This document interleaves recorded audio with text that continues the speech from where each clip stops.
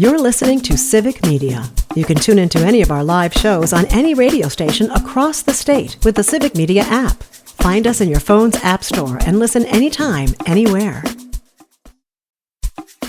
This is your WAUK Daily News Roundup for the Shaw, 101.1 FM and 540 AM in Waukesha.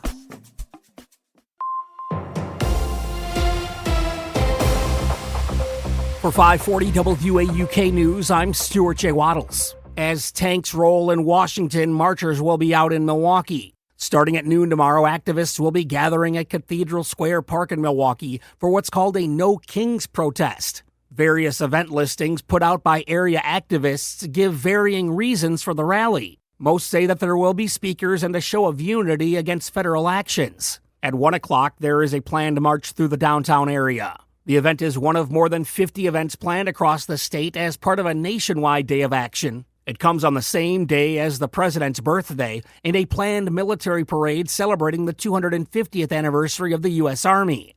A Milwaukee police officer and the suspect they shot are both recovering after gunfire was exchanged last night in Milwaukee. Police say the 30-year-old officer was shot while responding to an incident at 46th and Hampton. Officers chased two men, one of whom fired and injured the officer. The officer fired back, injuring the suspect, and both are now in the hospital. Police later arrested a 19-year-old and seized two ghost guns. It happened in District 7. That's the same district the Milwaukee Police Association voiced concerns about yesterday, as they reported only one officer was on duty in that area earlier this week.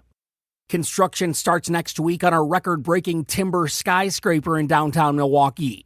The 31-story neutral Edison will be built in 2 stages and use massive amounts of cross-laminated timber and beams.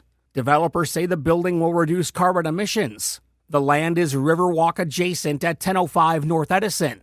It'll be a 350-unit apartment complex with a California-based coffee company called Copa Vida the first tenant. This week, the Milwaukee Health Department cleared one Milwaukee public school of lead hazards. La Follette School has been deemed safe for students to return. Senator Tammy Baldwin commented on the lead issue yesterday, saying the Trump administration's firing of CDC lead experts left MPS without necessary federal assistance. Some say the district's slow response didn't help matters. At a recent Kenosha Unified School Board meeting, the facilities director of the district, Pat Finnemore, said he won't talk to the media about MPS lead problems because it would be hard not to criticize them. Finnemore said he couldn't imagine another district ignoring environmental issues.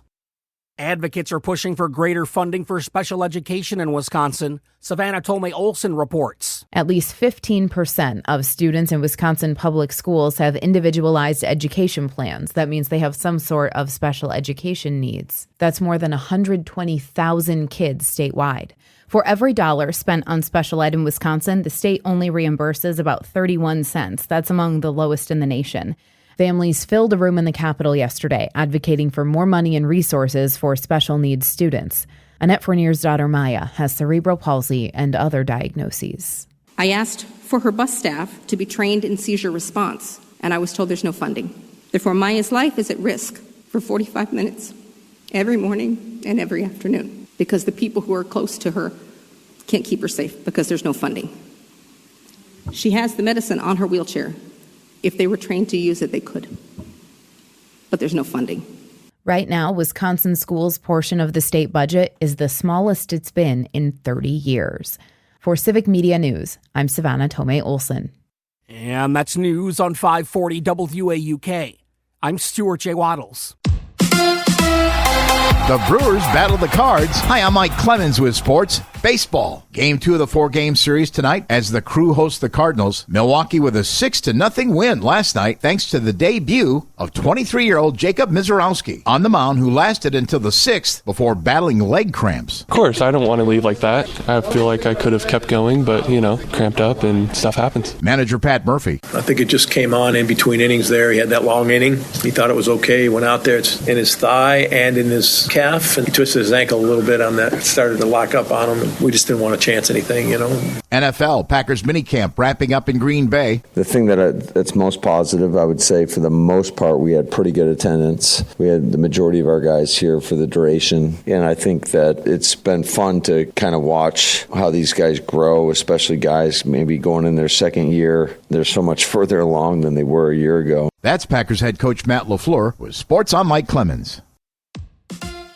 On your entertainment beat, I'm Pete Schwaba. 62-year-old Tom Cruise said recently he wanted to act into his 100s. It sounded crazy at first, but just yesterday, 99-year-old Mel Brooks just announced he is bringing back Spaceballs. Brooks will produce the film with Josh Gad, but will also be part of the cast and play a character called Yogurt, parodying the Yoda character from Star Wars. Brooks has not appeared on screen since 2005 when he appeared in the reboot of The Producers. Brooks wrote and also starred in the original Spaceballs in 1987 alongside John Candy and Rick Moranis, and a host of other hilarious people. There is no supporting cast announced just yet for the new project, although Gad is expected to be one of the stars. In the original, Brooks, who was just a spry 55-year-old, played General Scroob. The new script has no title as of yet, but Amazon MGM is planning a theatrical release for summer 2027 when Brooks will be the ripe young age of 101. David Lynch was prepping a Netflix series before he passed away earlier this year at the age of 78. According to IndieWire, he had assembled a cast of his favorites, including Naomi Watts, Kyle MacLachlan, and Laura Dern, for a show he was prepping called Unrecorded Night. Lynch's daughter Jennifer, also a filmmaker, says there was a finished script that might now be released as a book, adding that she and her siblings would not try to make one of his ideas themselves. Sources say the show was set in Los Angeles in Old Hollywood.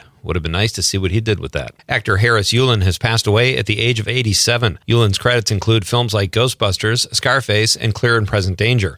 But recently, he was probably most recognizable for his role as Buddy in Ozark, the old tough guy who lived with the Bird family. Yulin was nominated for an Emmy Award for his guest appearance on the show Frasier. He was an old-school actor who had passion for the craft and was a solid addition to any cast he joined. Glenn Powell's ex, Gigi Paris, says she was told not to visit the set of Anyone But You by none other than her boyfriend, Glenn Powell. Paris appeared on the Too Much podcast on Tuesday. Paris said that Powell and the producers of the film wanted people to think there was something going on between the two to help promote the movie. That is when she drew the line and broke it off with Powell. Sometimes it's hard to tell the difference between a rom-com on or off screen. Somehow, David Letterman's Netflix show, My Next Guest Needs No Introduction, is only getting an 81% on Rotten Tomatoes. Ultimately, it doesn't matter because Letterman is a legend, and Netflix knows it too. The streamer has renewed the critically acclaimed, at least 81%, show for a fifth season. The show won a 2024 Emmy for Outstanding Hosted Nonfiction Series or Special. Letterman is older, but still in rare form, and even a better interviewer on this show than he was on his late night talker. Check it out. For more showbiz fun, tune into Nightlight with me, Pete Schwaba, weeknights from 6 to 8 p.m. on the Civic Media Radio Network.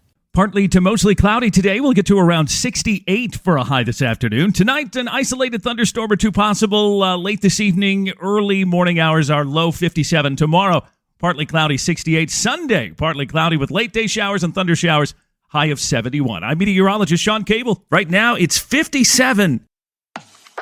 That's your WAUK Daily News Roundup from Civic Media.